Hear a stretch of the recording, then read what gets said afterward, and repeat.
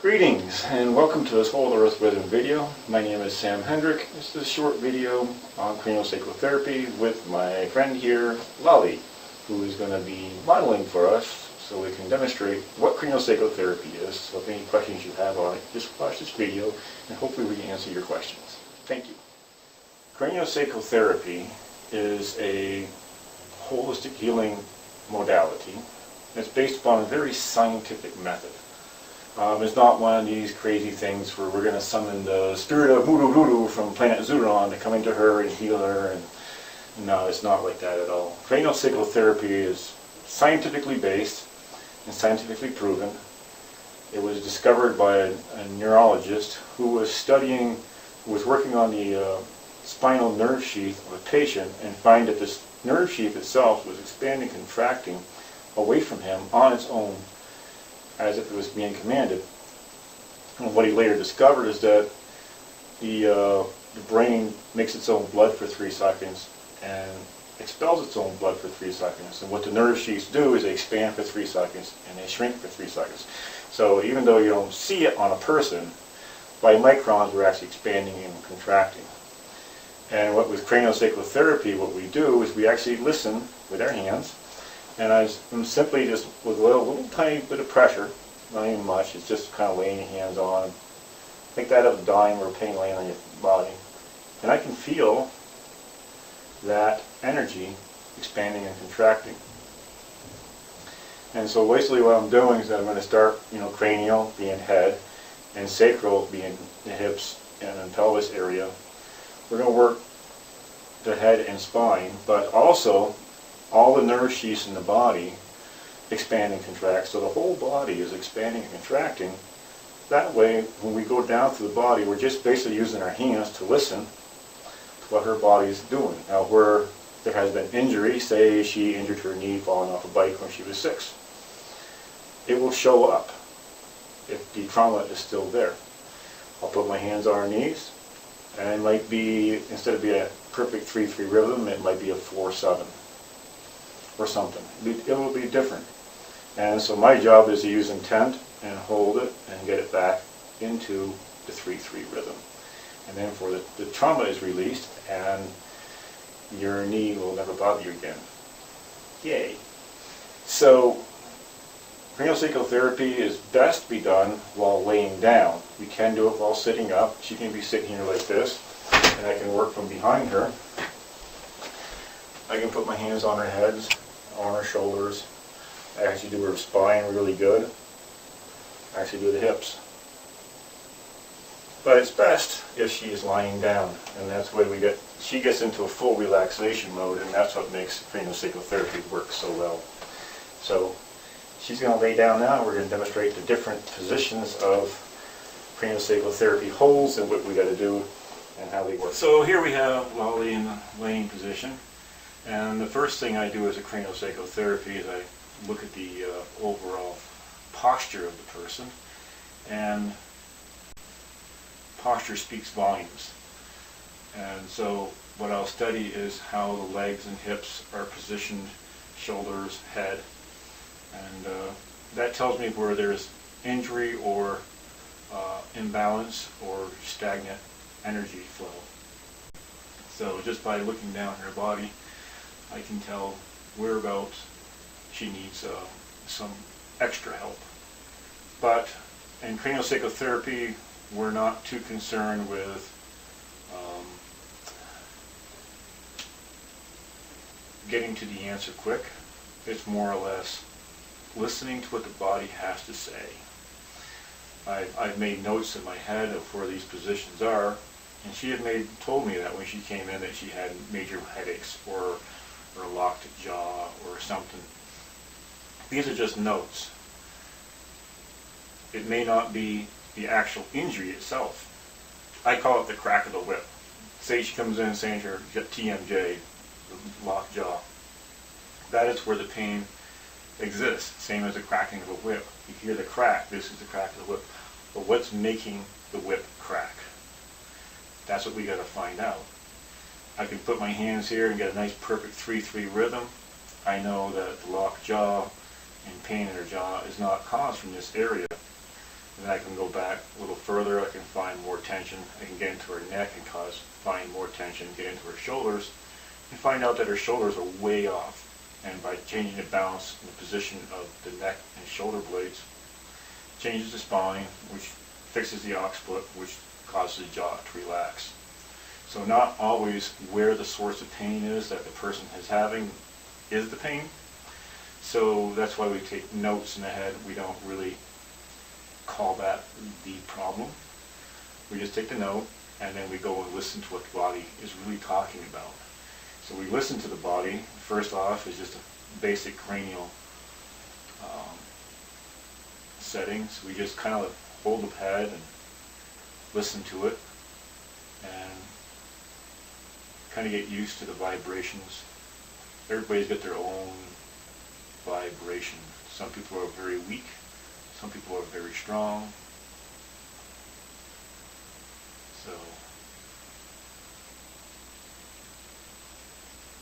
listen to it. There's a little bit of movement. And today her vibrations are really weak. It's not a bad thing, it's just where she's at today. So I listen to that. Then we move on to a first position, is this frontal bone here. When we're working on the frontal bone, it's very important because behind the frontal bone is your two frontal lobes of your brain. And that is what controls the motor control of your body. When babies are born, sometimes they're traumatized going through the birth channel. As they're going out of the uterus, the bladder bone hits right here, boom, boom, boom, upon these contractions, locking the frontal bone in place. And our bones constantly move and flow in our body with that 3-3 rhythm. If it doesn't move, it kind of locks in place. But what happens over time is the brain tries to grow and it can't, and it starts crushing itself. So then we call that cerebral palsy. She starts losing control over muscular functions of her arms and legs only because the brain is crushing itself inside its own skull. So it's very important at a very young age is to open up the frontal bone and get that to release and be fluid and move around on the perfect 3-3 rhythm. Another thing, if people become adults, they find themselves very clumsy. It's more than likely because the frontal bone is locked up. You can end your clumsiness by seeing a CranioSacral therapist and having unlocking your bones and setting your rhythms back in your right in your body. So we start here. This is a very simple touch. And basically, I'm just listening to it, and it feels like it goes down and comes up. That's what it's supposed to do. Hers is pretty well balanced.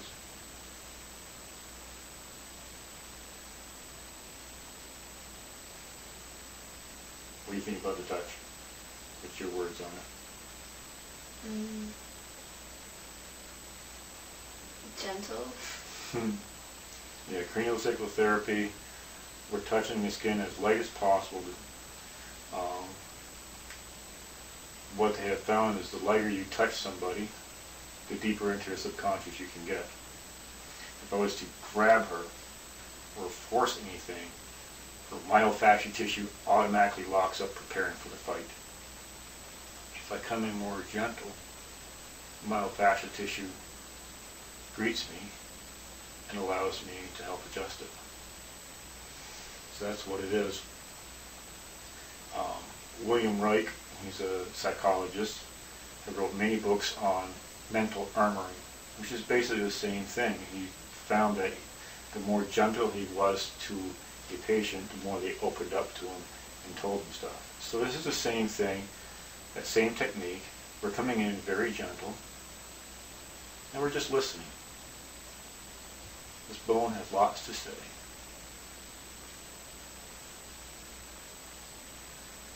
And once we get this bone adjusted, we move on to the top of the skull where we have these two bones that kind of flap. and we just listen to them.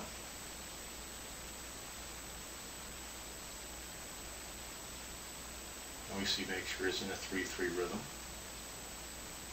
And then we go down to the ears. We're on the back side of the ears here. And we're listening. And we get it into a nice 3/3 rhythm. And then we go to the front of the ears. There's another bone here. And we get that. It rocks back and forth in a nice 3/3 rhythm. The next step is we give the ears, we grab the earlobes, we give it a nice gentle tug. And this goes deep inside the brain. It helps strengthen and relax the inner tissues inside the brain. So this helps end a lot of frustration and sickness in the brain. So this gentle little tug on the ears. What do you think about it? It feels kind of nice, I guess. Yeah, I'm not trying to yank your ears off. I'm just kind of a nice gentle pull. And then, once we find that this is relaxed, we go after what's called the sphenoid bone. I call it the bat wing bone, because that's exactly what this bone looks like. It's behind the eyes. It attaches to the mandible, attaches to the forehead, attaches to the side. And it kind of spreads out like bat wings. And there's these two bones on the very tips that come way out here. Now, this sphenoid bone goes forward and back, rocks back and forth, and it goes side to side, and it goes up and down. It's supposed to have a lot of movement. People who suffer from migraines constantly, this is the bone that has the most trouble. It's supposed to be in movement, so that causes it to be out of alignment. I gotta take that off. My phone keeps trying to dial into my computer.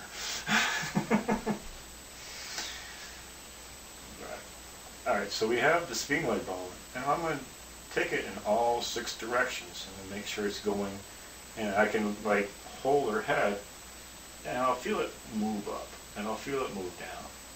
If it's not moving enough, then my job is to help it move more fluidly.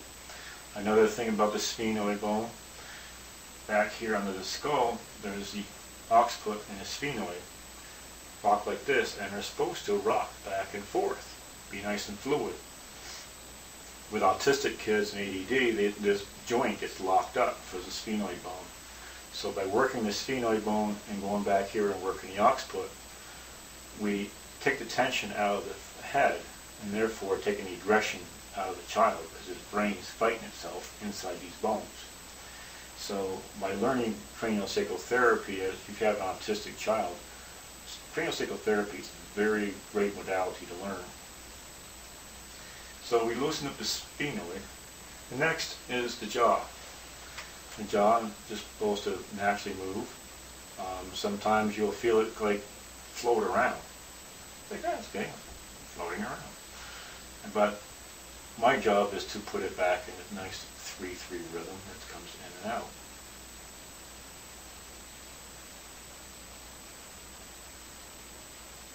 Then we go back here, we work on the occiput. The occiput is back in the back of the head. We're looking for a nice 3/3 rhythm. And hers has got one. The occiput is where the skull attaches to the spinal cord. So it's very important. People with MS need this occiput opened up a lot. This gets locked up right from birth. When we're sitting in the womb, her head is up here like this, and it's crunched in, and so you're sitting on top of your head. You're basically doing headstand for 9 months inside the womb, and that locks up this occiput area in here where it attaches to the spine. So we're born preconditioned to ailments. A good pediatric doctor who does craniosacral therapy on children, it's good to have this occiput opened up at a very young age so that the body can grow and function easily.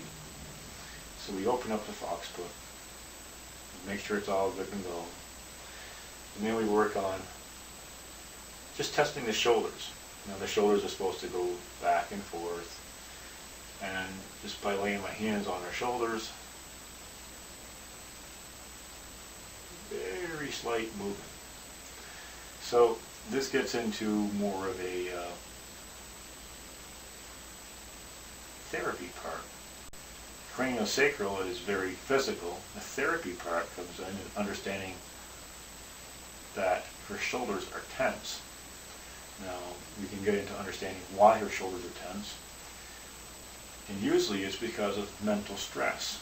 We carry a lot of mental stress, therefore the body assumes it's carrying weight, so it tenses up the shoulder to carry that weight. Plus her shoulders are rolled inwards. This is another sign saying that she's trying to protect herself. So her subconscious feels it's under threat and it's carrying a lot of weight. It's probably under threat because it's carrying so much weight. And we can get into that whole bit another day. Today we're working on relaxing the body down. Sometimes just working on it with craniosacral therapy. The shoulders relax, the shoulders roll back, and when you're kind of doing the reverse. You relax this area, you relax the subconscious, and those thoughts and programs that are in there disappear along with it. So then we work on the rest of the body.